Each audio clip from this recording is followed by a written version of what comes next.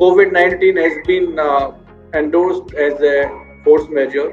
So the time limit of 6 months will be extended automatically in all approvals where any approval was being the timeline was closed at 15th March. It is extended to 6 months automatically. Same is the case with RERA registrations.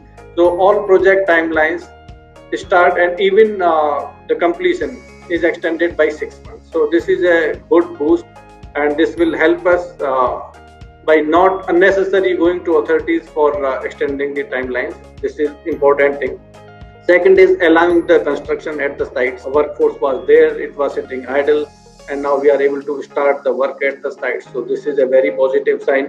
Third thing, government has also said and put aside 30,000 crore of rupees for NBFCs, MFIs, so that this will help in leveraging liquidity crunch. So that way, these three things is going to help us out. Especially for our ready to move project, there is no policy. Like it's majorly, if an under construction project, so they have given extension of the RERA completion timelines.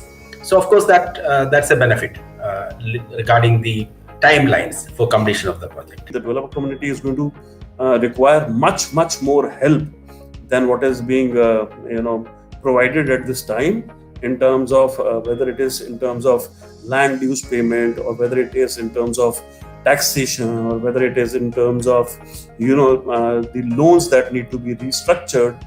All this the government will have to probably walk miles ahead to handhold the developer community. All the guidelines which have come, even though they look promising on paper, I don't see them bringing any despite on the ground. If you compare them to the rest of the world, they're not